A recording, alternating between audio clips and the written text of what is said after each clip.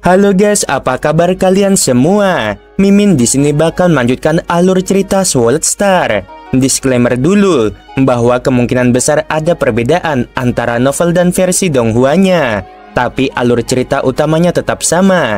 Jadi tanpa ragu, Mimin akan membawakan alur ceritanya. 3 penguasa sektor dan 3 penguasa domain sangat gugup. Mereka dapat melihat bahwa prajurit lainnya telah pergi dengan tatapan seperti boneka, mampu mengendalikan penguasa sektor tanpa tindakan apapun, dan membuat pemimpin sekte berlutut di sana seperti seorang pembantu.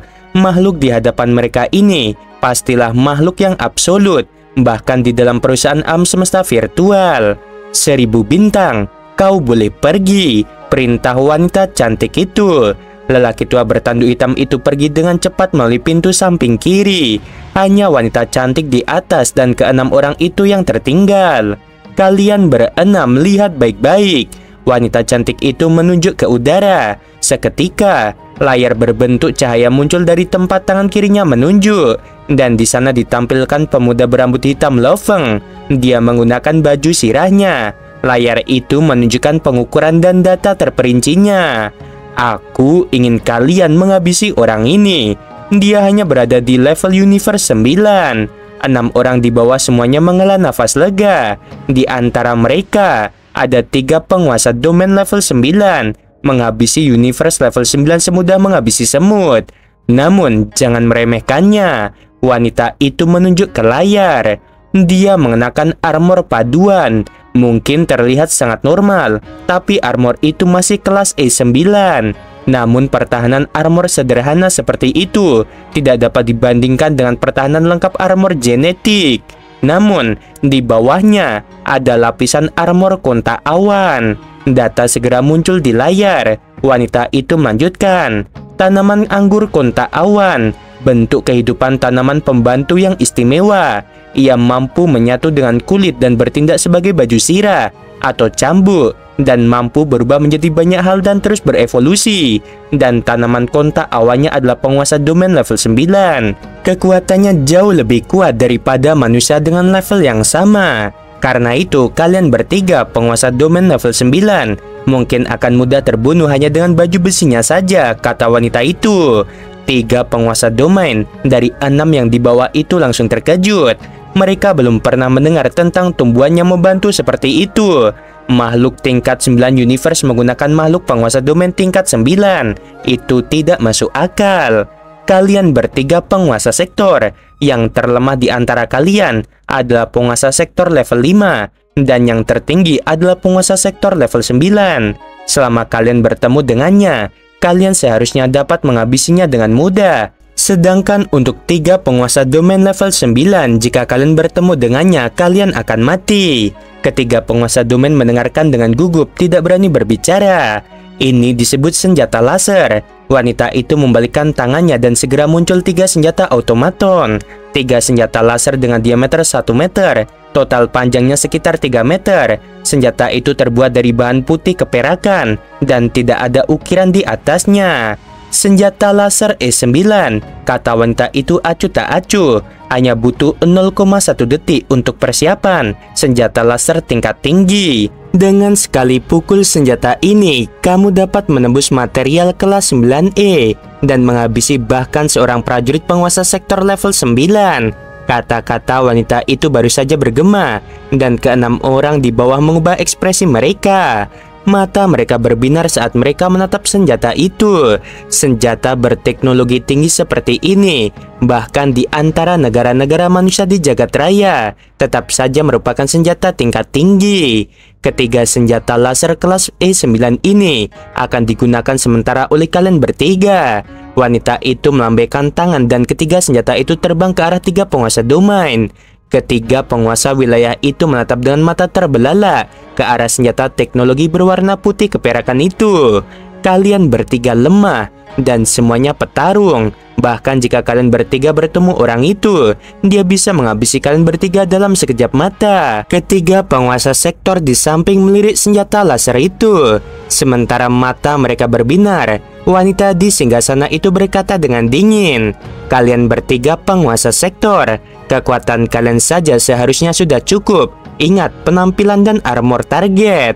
Ya, keenamnya menjawab dengan hormat. Dia berbeda dari kalian semua, wanita itu berkata. Kekayaannya sendiri tidak akan kalah dari sesepuh sekte kalian. Dia mungkin akan mengubah penampilan, baju besi, dan sebagainya. Ingat saja, saat kalian bertemu dengan level Universe 9, tidak peduli seperti apa penampilannya, lakukanlah gerakan. Jika kalian menemukan tubuh tanaman merambat kontak awan, kalian akan dapat memastikan targetnya. Targetmu kali ini adalah dia. Pemuda berambut hitam itu sungguh tidak beruntung. Seorang makhluk agung ternyata menaruh dendam padanya dan telah menggunakan taktik yang sangat kejam. Namun kami tidak mengetahui identitas dan statusnya.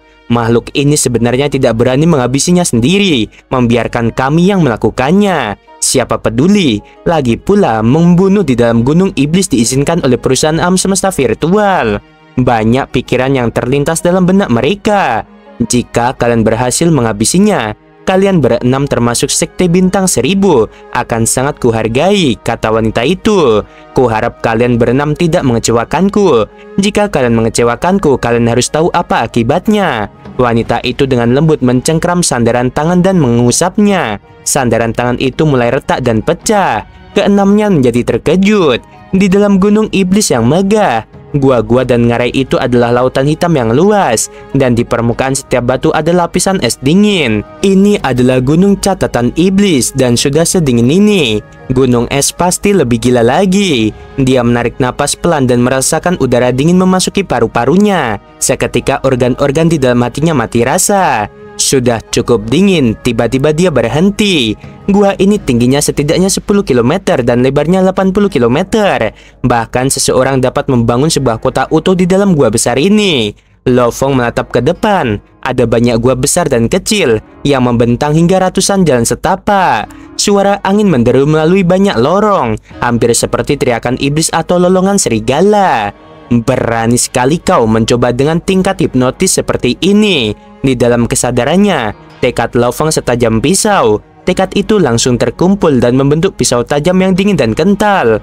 Itu akan menghancurkan hipnotis apapun yang mendekat. Ini adalah tekadnya yang mencapai batasnya setelah 80 tahun berlatih di aura pembunuh dunia Sungai Dara. Gunung Catatan Iblis, tiap daerah punya level yang berbeda. Saat aku menyerah padanya, aku akan jadi boneka hidup tanpa kesempatan untuk melawan sama sekali. Aku tidak boleh ceroboh, dan ada ancaman dari prajurit suku asli dan binatang buas. Aku akan bertindak sesuai rencana sebelumnya.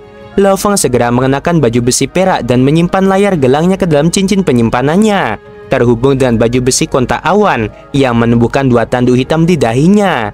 Kedua tanduk merah tua ini memanjang dan perlahan berubah warna menjadi hitam. Baju sirah perak yang sederhana dan biasa, pedang hitam di punggungnya, seluruh energi buasnya telah tumbuh sepenuhnya. Meskipun akan ada pembunuhan di antara penduduk asli sendiri, ini masih normal. Saat identitasku terungkap akan ada kegilaan. Tanda pengenal merah ini sangat berbahaya, seperti bara api di tangan. Aku harus mendapatkan tanda pengenal hitam pada diriku sendiri nanti. Jika aku menyamar, aku harus melakukannya sampai tuntas. Lo Fong sangat jelas, hanya dengan bakat dia dapat menangkap ikan. Menyamar sebagai salah satu penduduk asli akan mengurangi bahaya secara signifikan. Dia secara acak memilih salah satu dari ratusan lorong yang ada di depannya, terbang jauh ke dalam, dan memulai perjalanannya menuju kedalaman Gunung Catatan Iblis. Sebuah kapal berbentuk cakram ungu terbang ke ngarai Gunung Iblis. Pintu kabin terbuka, dan 6 siluet terbang keluar. Keenam orang ini adalah 6 orang dari sekte 1000 bintang yang dikirim oleh pejabat Poyu. Pemimpin sekte itu bagaimanapun juga adalah seorang Undying.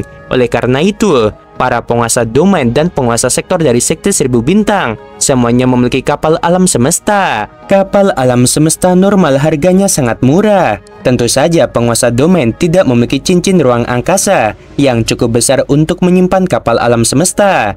Namun penguasa sektor dapat menyimpannya di dunia internal mereka. Bayan, lihat, banyak sekali yang mengantri untuk mendapatkan tanda pengenal mereka. Meskipun satu tanda pengenal dibagikan setiap detik, tapi saja butuh waktu beberapa jam untuk memeriksa ribuan tanda pengenal ini.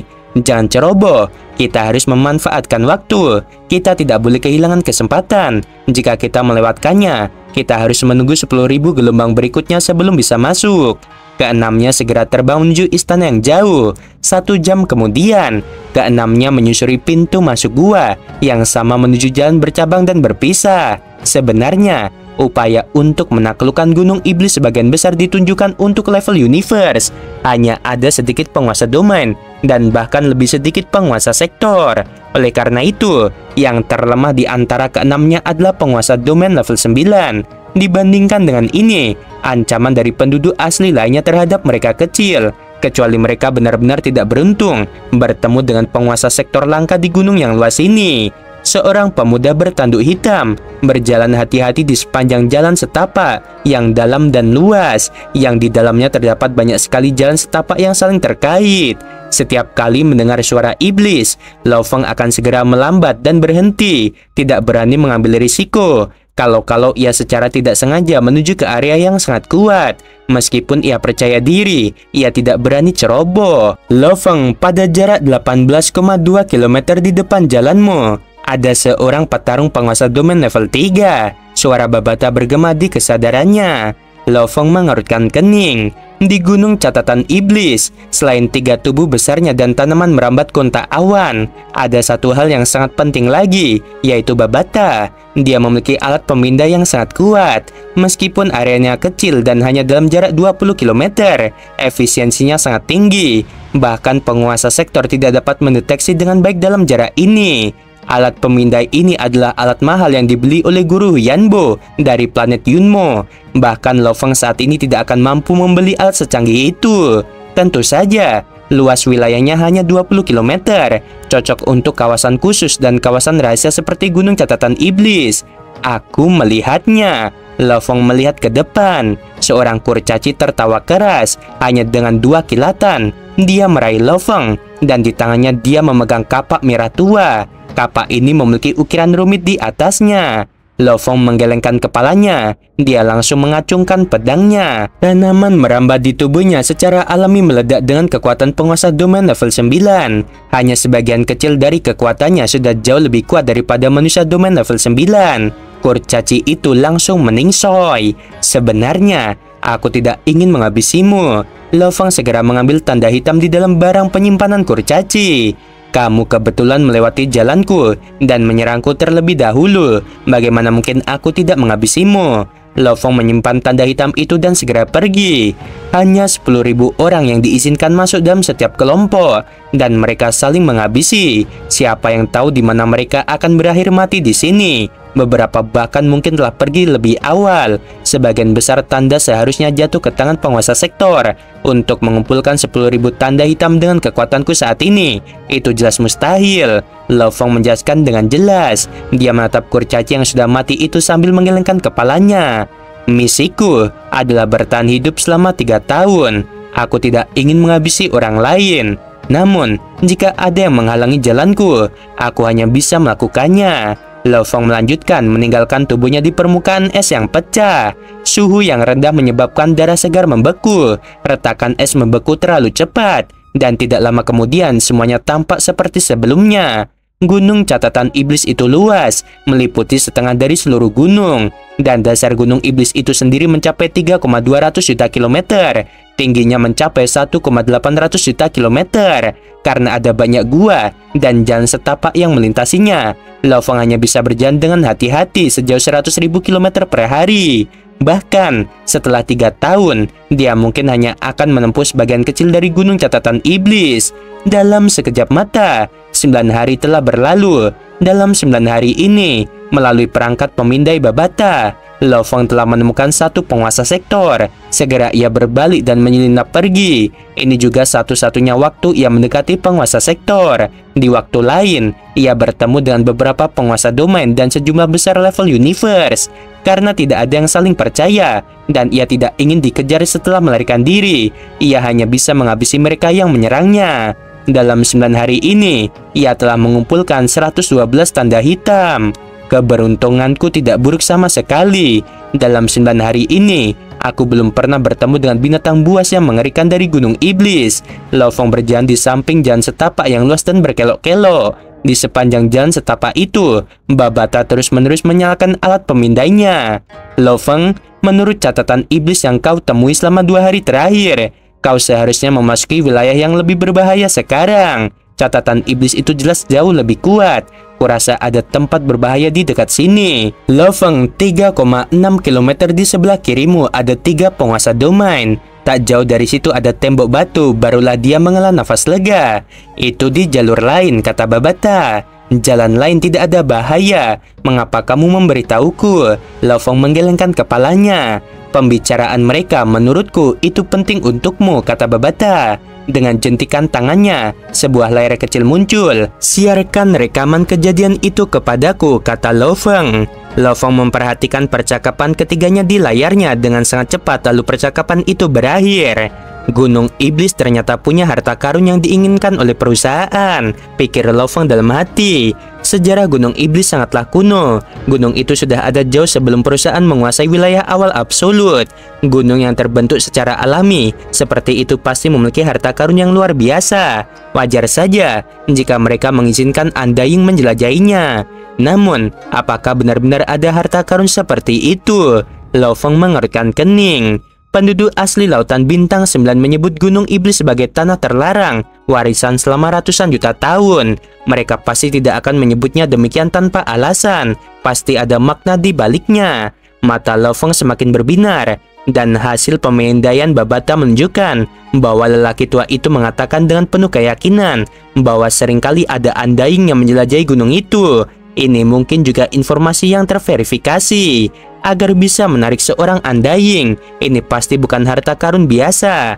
Misi pelatihan bukan hanya sekedar latihan, pasti masih ada pertemuan ajaib lain yang menunggu kita. Lo Feng menyembitkan matanya. Dalam benaknya, berbagai kenangan tentang misi-misi tingkat berbahaya terlintas. Selama misi dunia Sungai Darah yang pertama, ia mengalami pertemuan ajaib dan memperoleh banyak manfaat darinya. Namun jelas, ini adalah kesempatan yang diberikan oleh perusahaan alam semesta virtual. Misi planet Menara Naga kedua. Saat ia memburu setiap naga, ia merasa aneh. Jumlah jenis naga di sana terlalu banyak dan sangat kuat. Bagi sebuah planet kuno untuk menghasilkan begitu banyak jenis naga yang kuat, itu sungguh tidak dapat dipercaya. Selain itu, tanah suci planet itu adalah sebuah menara megah bernama Menara Naga. Ada terlalu banyak jenis naga yang kuat di sekitar menara itu.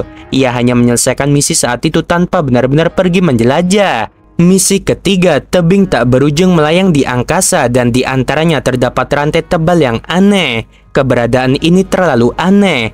Lo Feng sangat berhati-hati saat itu. Hanya memasuki beberapa ribu kilometer ke dalamnya, mengumpulkan item misi yang dibutuhkan sebelum segera pergi.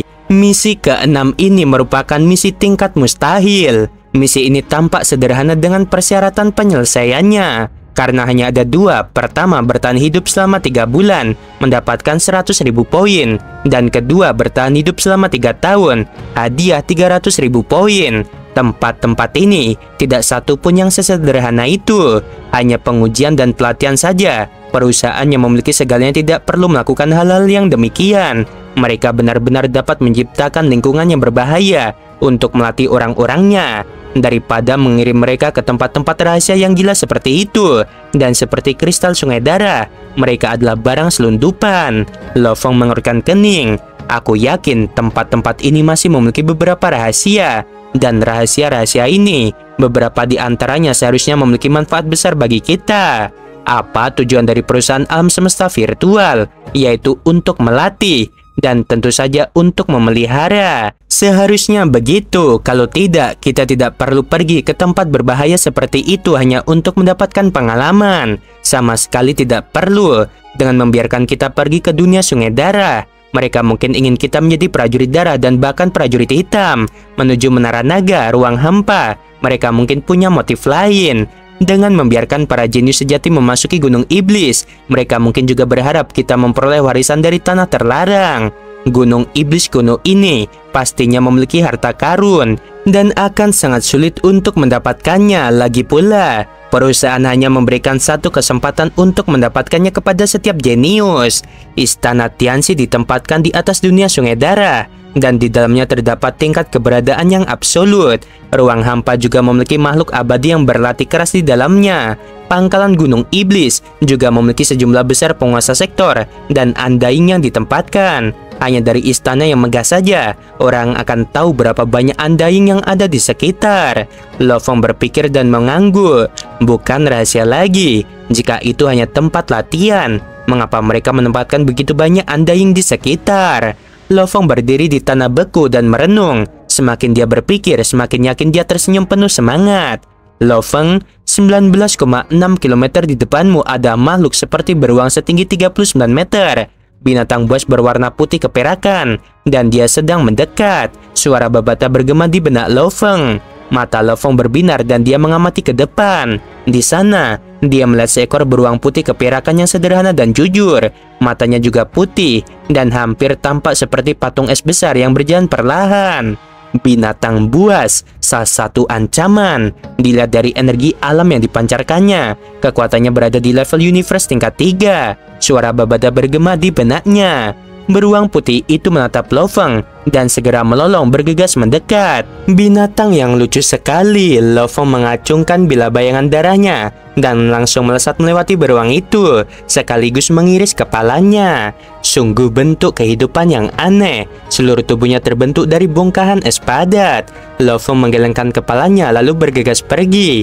Dia tidak punya kesabaran untuk terus bertarung melawan binatang buas berakal sederhana yang mirip kucing atau anjing. Keberuntungannya kali ini bagus. Ia bertemu dengan binatang yang lebih lemah, binatang yang terkuat setara dengan puncak penguasa sektor, dan mereka biasanya muncul dalam sebuah kelompok.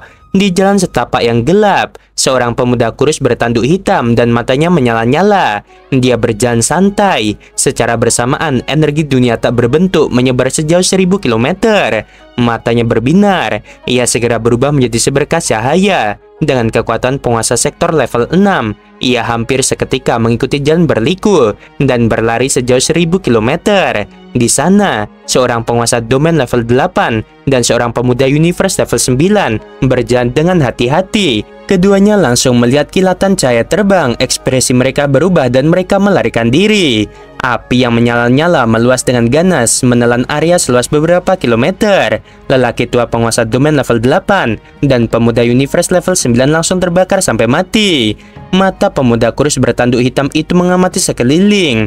Tidak ada baju sirah tanaman merambat kontak awan. Setelah itu dia melambaikan tangannya dan mengambil gelang dan cincin luar angkasa. Tidak ada tanda bahaya. Pemuda bertanduk hitam itu menggelengkan kepalanya. Aku belum menemukan target bahkan setelah memperoleh lebih dari 1000 tanda hitam. Aku harus melanjutkan. Pemuda bertanduk hitam itu meneruskan pencariannya lagi, memperluas energi dunianya hingga ke area seluas lebih dari 1000 km. Angin dingin menderu melalui jalan setapak yang licin karena es. Lo Feng terus maju secepat kilat, menembus hawa dingin yang menusuk tulang. Beberapa suara aneh terbentuk dari angin, beberapa suara begitu tinggi frekuensinya sehingga tidak dapat didengar. Tetapi suara-suara itu tetap menembus kesadaran Lo Feng. Suara-suara yang menggoda dan tidak terdengar itu terkadang kuat dan terkadang lemah. Mata Lo Feng terfokus, melangkah satu persatu tidak terpengaruh oleh suara-suara itu. Hampir seolah-olah tekadnya yang tajam bagaikan pisau dihantam oleh gelombang tak berbentuk yang kuat dan tiba-tiba menyebabkan dia terkejut. Tubuhnya bergetar sedikit, ekspresinya berubah. Mengerikan, aku sama sekali tidak lengah dan kekuatan hipnotis ini benar-benar meningkat 100 kali lipat secara tiba-tiba. Lo Feng terkejut dalam hati. Angin yang bercampur dengan hipnotis tampaknya bersatu untuk membentuk combo yang sangat kuat, menyebabkan tekadnya yang kuat sedikit bergetar. Dia menyempitkan matanya, maju sejauh 1000 km, dan tiba di dunia yang seperti es kristal. Totalnya ada 816 gua. Gua mana yang harus aku masuki? Lo Feng mengamati sekeliling. Tiba-tiba pandangannya tertuju pada sebuah gua berbentuk segi 8 yang jauh. Dia merasakan sesuatu yang istimewa datang dari gua yang dalam itu. Hanya mengandalkan instingnya, dia dengan cepat memasuki gua itu. Setengah jam kemudian, lelaki kurus bertanduk hitam itu berjalan keluar dari sebuah gua sambil menatap pada 816 orang lainnya. Pandangannya tertuju pada gua berbentuk segi 8 yang sama. Gua ini terasa berbeda. Aku akan pergi melihatnya. Hanya dengan satu langkah saja dia telah melangkah jauh ke dalam gua itu. Pria kurus bertanduk hitam itu berjalan sambil memperluas energi dunianya hingga sejauh 1000 km. Penguasa domain tingkat 8. Dia mengerutkan kening, tubuhnya menjadi kabur dan pada saat yang sama mengejar lebih dari 1000 km. Melihat siluet yang jauh bergegas mendekat, ekspresi pria parubaya berjanggut putih bertanduk besar itu berubah saat dia dengan cepat melarikan diri. Dia berteriak, "Tuan Sektor Api, aku dari Sekte Bintang Masa." Kobaran api pun berkobar dan seketika itu juga daerah sekelilingnya berubah menjadi lautan api. Lelaki setengah baya tingkat penguasa domain 8 itu langsung terbakar hingga tewas. Fakta bahwa kamu tahu aku Wookiee berarti kamu benar-benar tidak bisa hidup. Pria kurus itu mendengus dingin. Bagaimanapun juga, aku adalah penguasa sektor. Aku tidak ingin diperintah dalam perusahaan alam semesta virtual. Dia punya banyak sekali tanda pengenal hitam, totalnya 726. Pria kurus itu menggelengkan kepalanya. Aku sama sekali tidak ingin mengumpulkannya dan sekarang aku sudah punya lebih dari 2000. Dia terus maju. Setengah jam kemudian, tingkat universe. Mata lelaki kurus itu berbinar. Dia segera menggunakan energi dunianya untuk memindahi musuh baru ini. Semoga saja itu sasarannya, pikir penguasa sektor Wookiee yang sudah gagal 100 kali. Dia langsung melesat ke arah sasarannya. Sekitar 1000 km jauhnya dari pria kurus bertanduk hitam itu. Di jalan lebar yang sama, Lo Feng terus maju.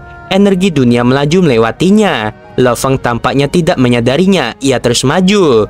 Lo Feng, energi dunia baru saja melewatimu. Babata yang terus mempertahankan mode pemindaiannya berteriak keras dalam kesadaran Lo Feng. Apa? Lo Feng terlonjak kaget. Ayo cepat pergi. Lo Feng melepaskan gerakannya dan langsung lari menuju kejauhan. Meskipun dia melarikan diri, dia tidak terlalu gugup karena dia telah bertemu dengan beberapa penguasa sektor beberapa hari terakhir ini di Gunung Iblis dan dia telah meninggalkan mereka begitu saja. Dan penguasa sektor biasanya tidak terlalu peduli untuk mengejar bajingan tingkat universe. Oleh karena itu, dia tidak benar-benar dalam bahaya. Seharusnya seperti sebelumnya. Asalkan jaraknya cukup jauh, aku akan baik-baik saja, pikir Lo Feng. Lo Feng, dia kurang dari 20 km jauhnya darimu, teriak Babata. Lo Feng berbalik dengan ganas untuk melihat. Pria bertanduk hitam yang telah berubah menjadi api merah kini terlihat jelas. Dia menatap Lo Feng, niat membunuhnya terlihat jelas. Sial, apakah perlu seorang penguasa sektor untuk mengejar level universe? Lo Feng menggertakkan giginya. Dia bertukar dengan klan Mosa di dunia internalnya. Lo Feng telah lama bersiap untuk situasi seperti ini. Oleh karena itu, ketika dia memasuki Gunung Iblis sebelumnya, klan Musa telah mengambil bentuk manusianya. Klan Musa segera melepaskan teknik ilusi dan kecepatannya meledak. Pada saat hidup dan mati, dia tidak peduli tentang hal lain. Wookiee yang dengan santai mengejar universe tingkat 9 punya satu pikiran dalam benaknya. Lebih baik dia menghabisi target yang salah daripada membiarkannya lolos. Dia benar-benar menemukanku dan melarikan diri. Tapi sayang sekali, kecepatannya terlalu lambat. Penguasa sektor Wookiee dengan senang hati mengejar. Kecepatannya sendiri jauh lebih cepat daripada kecepatan maksimal manusia Lo Feng. Dengan sangat cepat, jarak antara keduanya mencapai di bawah 20 km. Keduanya bisa saling melihat. Pada saat itu, Lo Feng langsung mengubah tubuhnya. Sepertinya dia telah mengalami beberapa perubahan, pikir Wookiee. Saat Lo Feng menukar tubuhnya dengan waktu yang hampir nol ditambah penampilannya, pakaian, energi kehidupan, dan lain-lain yang sama persis, penguasa sektor memang mendeteksi sedikit perubahan. Tetapi dia tidak pernah menduga bahwa Lo Feng telah menukar tubuhnya. Dalam hal kecepatan maksimal, anggota klan Mosa tidak dapat menandingi penguasa sektor level 6. Namun dalam hal kecepatan sesaat, ia masih jauh melampaui Wookiee. Dengan 3 kilatan, dia menghilang dari Wookiee yang berjarak lebih dari 10.000 km. Untung saja jalannya berkelok-kelok, kalau tidak, aku harus bergantung pada binatang bertanduk emas itu. Mosa Lo Feng berpikir sambil melarikan diri. Melalui pemindaian Babata, dia menyadari musuhnya pastilah penguasa sektor level 6. Kembali ke dunia Sungai Darah, klan Musa telah menggunakan kekuatan penguasa domain level 9 untuk menghabisi Xiong. Xiong adalah penguasa sektor level 5. Namun, teknik pertempuran dunia Sungai Darah rata-rata. Senjata roh mereka juga sangat normal, karena bagaimanapun juga, dunia Sungai Darah dan perusahaan alam semesta virtual adalah musuh. Namun Laut Bintang 9 berbeda. Lautan Bintang 9 diatur dengan baik. Di antara 9 planet kuno terdapat banyak sekte dengan Undying. Oleh karena itu, dalam hal senjata dan lain-lain, Lautan Bintang 9 jauh melampaui dunia Sungai Darah. Musa Lofeng melesat berkali-kali lipat, melarikan diri semakin jauh dengan kecepatan maksimalnya. Dalam waktu 1 menit dia sudah bergegas keluar dari jalan setapak yang luas itu. Melarikan diri dengan kecepatan maksimal, Lofeng melambat dengan ganas. Dia menatap tajam ke depan. Di sana berdiri hutan es yang sangat luas, dengan binatang buas setinggi 10 meter, 100 meter, dan bahkan 1000 meter. Yang lebih kecil panjangnya setengah meter, dan mereka dapat dilihat di mana-mana. Hanya dengan pandangan sekilas setidaknya ada 1000 dari mereka. 1000 binatang tampaknya berputar secara bersamaan. Lofeng melebarkan matanya. Dia tidak berani maju atau mundur dan mengumpat dalam hati. Aku benar-benar tidak beruntung. Aku merasa gua segi 8 ini berbeda dari yang lain. Dan memang benar, dengan memberiku 1000 binatang buas sekaligus. Oke guys, sampai sini dulu. Dan tadi siapa ya guys ya yang ngincer Lofeng, yang menyuruh 6 orang ini untuk memburu Lofeng? Katanya sih dia tuh lebih tinggi dari Undying ya. Soalnya kan pemimpin sekte itu Undying. Nah, tapi Undying aja hormat guys. Entah itu Undying yang tingkatannya lebih tinggi, misalnya kayak Kaisar Sejatian, atau ranah Universe Knight, kita nggak tahu ya. Pokoknya Lofeng sedang diinginkan nyawanya ya oleh seorang Undying atau Universe Knight atau lebih tingginya lagi. Sebelum video berakhir, Min mau bilang sungguh membagongkan. Terima kasih.